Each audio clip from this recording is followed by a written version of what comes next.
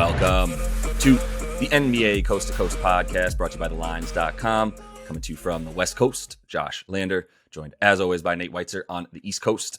And we are looking at play props here for you guys on a Thursday night in the NBA. Just 5 games to choose from. A lot of tanking teams, some guys sitting, but we've got a couple of picks here each for you guys to take a look at. Also have another video with just a bunch of catch-all stuff throughout this slate in the NBA. So make sure to check that out, like and subscribe to that page. Also head to thelines.com. Check out all the great written content we have up there for you guys right now. Also want to tell you there's plenty of Masters coverage on the site. And we also have that odds finder tool that you can make sure you're getting the best odds available to you on all these bets you're making in the NBA this season, including these play props that we've got for you guys here. Nate, let's jump into your first one, our favorite bet of the night, our boy, Jay Will.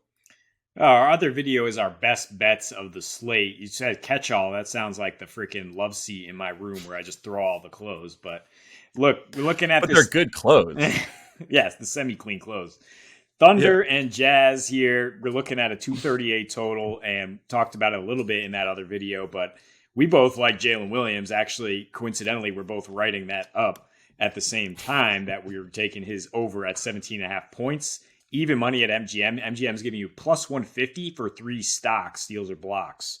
And both are definitely in play here against the Jazz team, coughing up the 5th most turnovers over their on the season. And they're sitting a ton of guys, including, most importantly, Walker Kessler, the paint protector, who in their first game without him, they cough up 62 paint points, 35 free throws to the Lakers.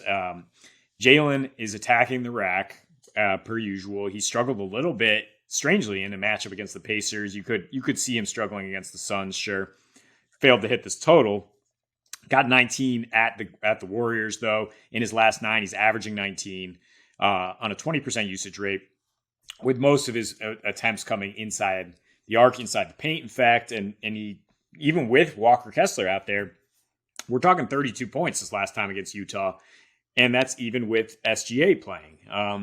The previous one without SGA, he had 20 points, 4 steals, along with 6 rebounds, 4 assists 2 nights prior. And SGA has been, balling out, 37 points per game, 33% usage in his last 3. I think it's probably time for him to chill a little bit in terms of playing huge minutes, carrying a huge load against a Jazz team that is throwing out their backups. Like 5, 6 guys are already ruled out here, and the paint will be open for Jalen to score. And like we said, they're turning the ball over as well, Utah. Yeah, the stocks are there. They cough up the 5th most turnovers in the league, does Utah. And then they allow the 8th most steals. They allow the 4th most points off of turnovers.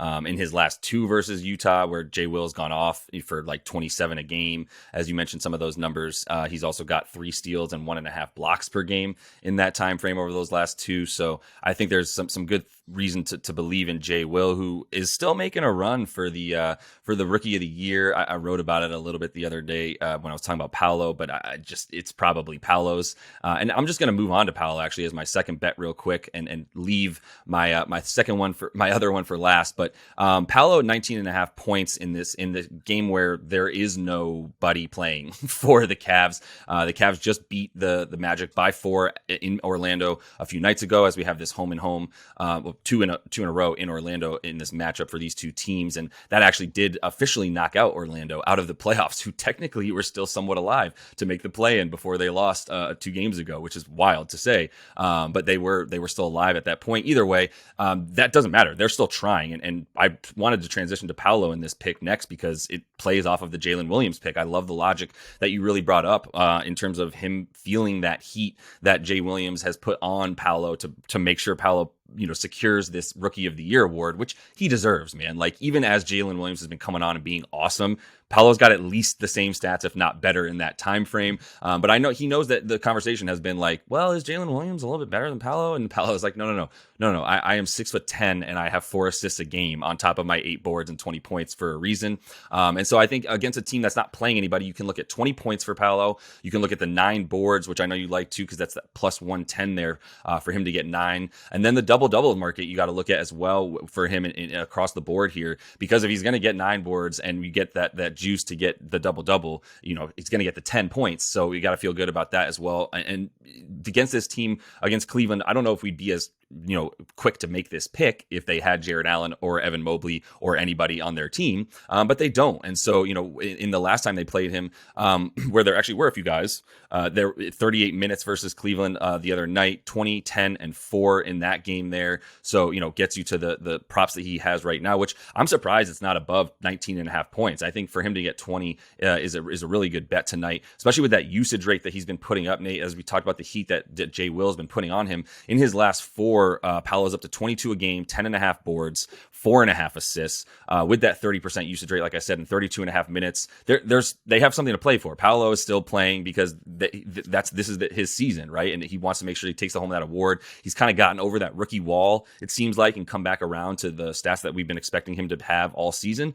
And now, he looks really, really good in a position to have to get 20 points and or 9 boards, and then throw some money on that double-doubles market as well. Yeah, he's gunning down the stretch here. Plenty of turnovers, but a high usage rate. And yeah, it's just like the Cavs aren't going to be trotting out like a Teflon squad. I mean, Dean Wade, Robin Lopez, I guess, will be starting in the front court. Both solid defenders. So it's not like it'll be a cakewalk. But I mean, yeah, those guys aren't Evan Mobley and Jared Allen, the best rim protecting duo we have, with that Paolo just got 20 and 10 against. So yeah, the logic is definitely there. I'm targeting the backcourt for the Cavs, which looks even worse with Rubio, Raul Neto, maybe Danny Green playing some minutes, Lamar Stevens. That's who we got here. And Markelle Fultz is coming off putting up 23 and 8 over 38.6 minutes in that meeting 2 nights ago.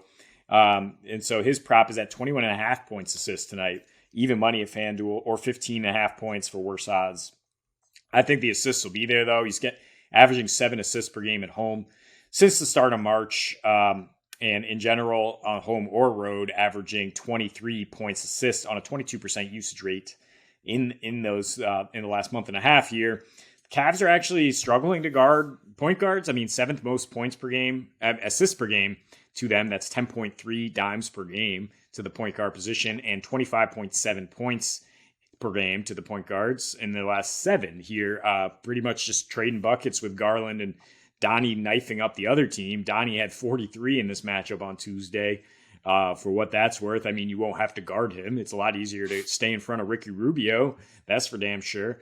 So Fultz had some energy to go on the other end. I mean, the spread is growing. It's now Orlando -9. I guess my biggest concern is that if Orlando runs away with this, like they did against Detroit 2 games ago, and then Fultz yields his minutes to Cole Anthony or whoever off the bench, that would be the concern. But look, Cleveland is a pretty sound structural team here. I think they will be able to keep it relatively close. I mean, +9, interested in that value there, even with the backups out there.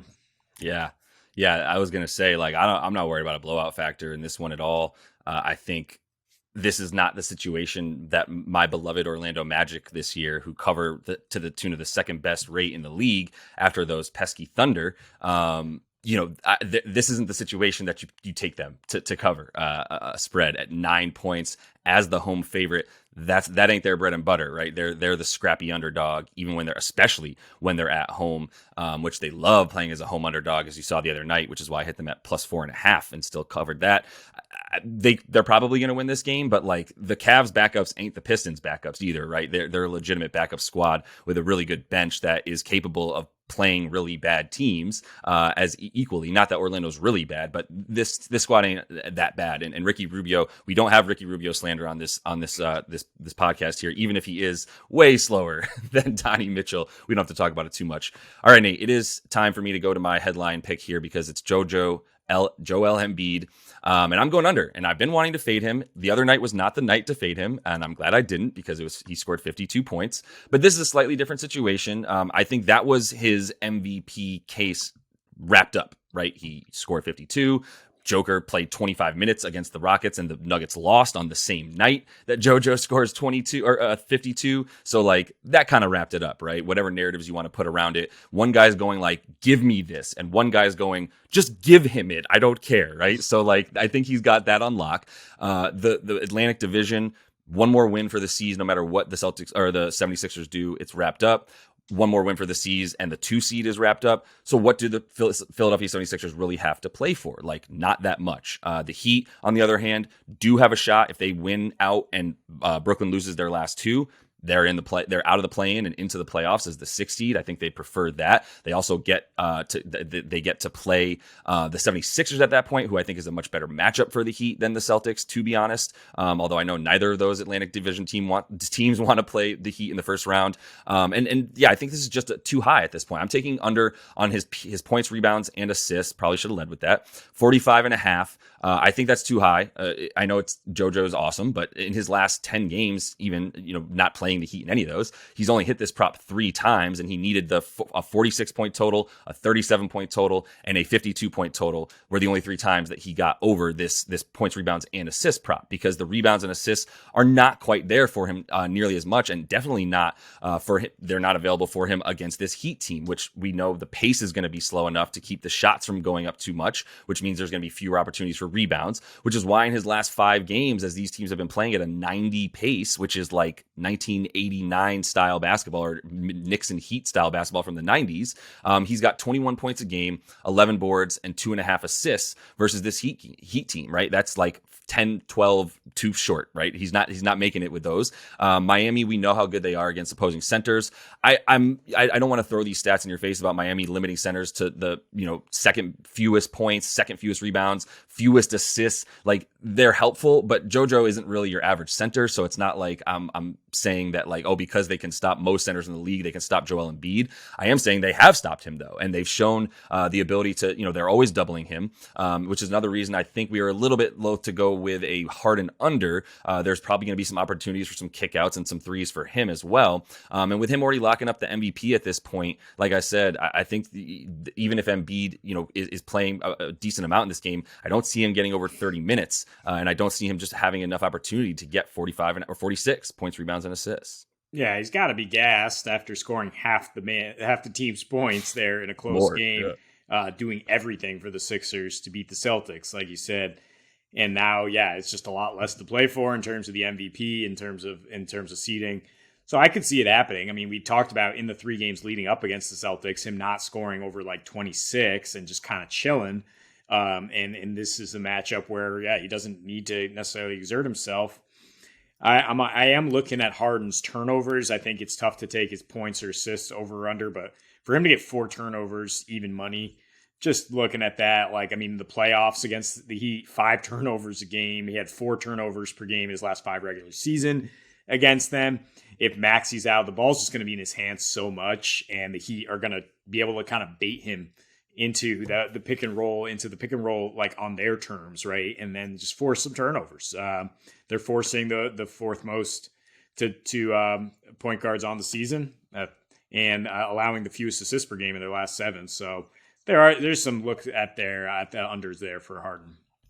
Yeah, there's something there to be said for Harden to also go under in this one, but we'll see.